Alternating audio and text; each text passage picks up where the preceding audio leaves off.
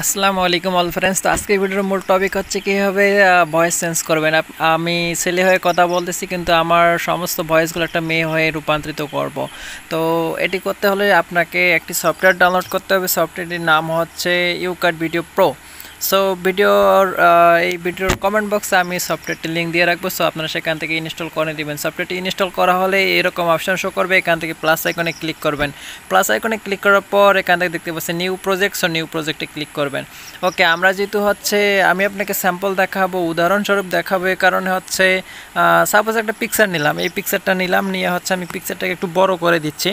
যেহেতু আমি এই ভয়েসটাকে মেইলি ভয়েসে রূপান্তরিত করব, এই কারণে আমি টোটালি এটাকে 120 করে দিলাম, 120 সেন্ড করে দিলাম।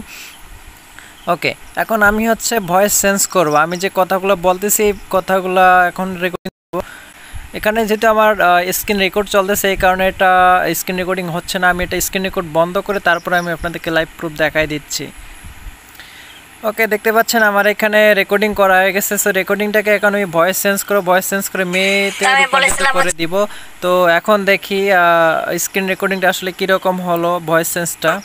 তো আমি বলেছিলাম আজকে ভিডিওর মূল টপিক হচ্ছে কিভাবে ভয়েস চেঞ্জ করতে হয়। আমি আপনাদেরকে এই যে ভয়েস চেঞ্জ করে দেখাচ্ছি। আমি যে কথাগুলো বলতেছি এই কথাগুলো আমি মূলত একজন ছেলে। সো আমি এই ভয়েসটাকে আমি মেইলি ভয়েসে রূপান্তরিত করব। আবার আপনারা চাইলে এখানে এই ভয়েসটাকে আপনার রোবটিং ভয়েসে পরিণত করতে পারেন। তো এখানে শুনতে পেলেন কীভাবে সাধারণত লাইভ প্রুফ দেখালাম যে একজন ছেলে হয়ে কীভাবে মেয়ের ভয়েসে রূপান্তরিত করতে হয়।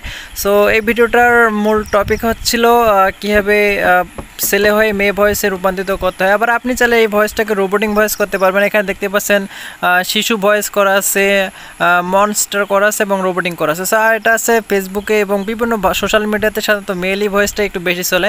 তো যাই হোক, এই ছিল আজকে ভিডিওটি ভালো লাগলে আমাদের ইউটিউব চ্যানেলে সাবস্ক্রাইব করবেন। আল্লাহ হাফেজ।